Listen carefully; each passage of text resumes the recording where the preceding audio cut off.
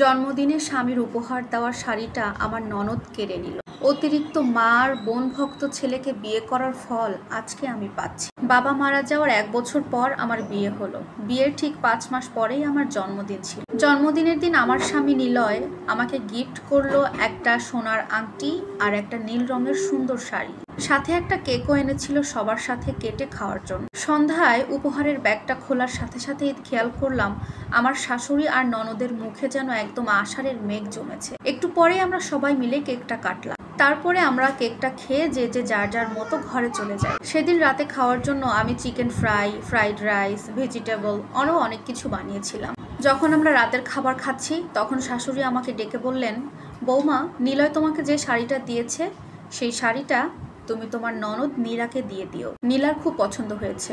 নীলা হচ্ছে আমার ননদের নাম। নিলয় তো তোমাকে আরো শাড়ি কিনে দেবে, কিন্তু নীলার এই শাড়িটি অনেক পছন্দ হয়েছে, ওকে দিয়ে দিও। মায়ের বাধ্য ছেলে হওয়ার কারণে নিলয়ও আমাকে বলল ওই শাড়িটি নীলাকে দিয়ে দাও, হাতে টাকা আসলে তোমাকে পরে আবার আরেকটা কিনে দেবো শাড়ি।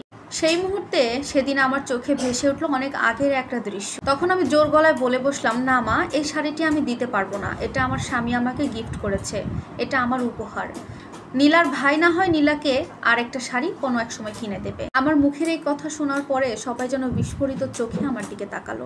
আমি শান্ত হয়ে তাদেরকে বললাম, আপনারা তাহলে একটা ঘটনা শুনুন, যেটা ছোটবেলায় আমার পরিবারে আমি দেখেছি। আমার বাবার অনেক দিনের শখ ছিল আমার মায়ের জন্য কচুপাতা কালারের একটা অরিজিনাল জামদানি শাড়ি কিনে দেবে। আমার বাবা একবার চাকরির সূত্রে টাঙ্গাইলে গিয়েছিলেন, সেখান থেকে আমার বাবা কচুপাতা কালারের একটা জামদানি শাড়িও নিয়েছিলেন। আমার বাবা 3 ফুপুর জন্য 3টা জামদানি শাড়ি নিয়েছিলেন, আর দাদি এ সমস্ত শাড়ি পরতো না জন্য নর্মাল সুতির শাড়ি নিয়েছিলেন। কিন্তু দাদির পছন্দ হলো মায়ের জন্য নেওয়া শাড়িটি। দাদি সরাসরি বলে ফেললো, তুই আমার জন্য এমন শাড়ি এনেছিস কেন? আমি তোর বউয়ের আনা শাড়িটা নিব, ওই শাড়িটা আমার অনেক পছন্দ হয়েছে। বাবা তখন মায়ের মুখের দিকে তাকিয়ে আর কোনো কিছু বলল না। মা তখন হাসি মুখে তার নিজের শাড়ির ব্যাগটা তার শাশুড়ির কাছে দিয়ে দিলেন আর হাসি মুখে বললেন, আম্মা, আপনি এই শাড়িটা পরুন আর আপনার শাড়িটা আমাকে দিন। আমার আসলে শাড়ি পরার তো তেমন কোনো অভ্যাস নেই, সুতি শাড়িতেই আরাম পাবো। তখন আমার বড় ফুপি দাঁত টিপে বললেন, বাপের বাড়িতে এই সমস্ত শাড়ি কোনোদিন পরলে তো অভ্যস্ত হবা। বাবা তখনও কাউকে কিছুই বললেন না। তখন আমার বয়স কত আর হবে, 15 কি 16। ওই সময় আমি নিজের চোখে দেখলাম আমার মায়ের সেই বিবর্ণ হাসি মুখটি। এই সমস্ত কথা বলে চোখের পানি মুছতে মুছতে সবাইকে বললাম, মা, আপা, আপনাদের জীবনে কি এমন ঘটনা আছে?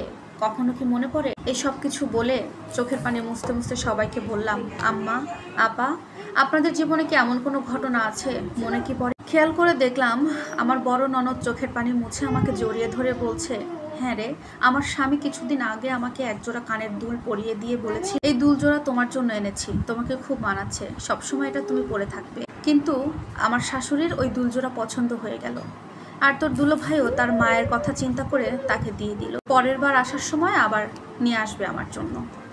এমন না যে আমার শাশুড়ির জন্য তোর দুলাভাই কিছু আনেনি, তার জন্য কিন্তু একটা চেন এনেছিল। ও আমার শাশুড়ি আমার দুল জোড়া আমাকে দেয়নি।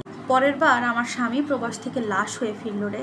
আজও আমার মনে পড়ে আমার স্বামীর পছন্দ করে আনা সেই দুলের কথা। সেই দুল আমার শাশুড়ি তার বড় মেয়ের ঘরের বড় নাতনিকে দিয়ে দিয়েছিলেন। আজও সেই দিনের কথা মনে পড়লে আমি আল্লাহর কাছে বিচার দিয়ে বলি, আল্লাহ তুমি এদের বিচার কইরো। এরপরে আমার শাশুড়ি আর ননদ আমাকে বুকে জড়িয়ে ধরে কান্না করতে করতে বললে, আমাদের ভুল হয়ে গেছে রে, পারলে আমাকে ক্ষমা করে দিস। প্রিয় দর্শক, এই স্টোরিটি একদম রিয়েল লাইফে ঘটে যাওয়া একটি আপুর জীবনের সাথে হয়েছে।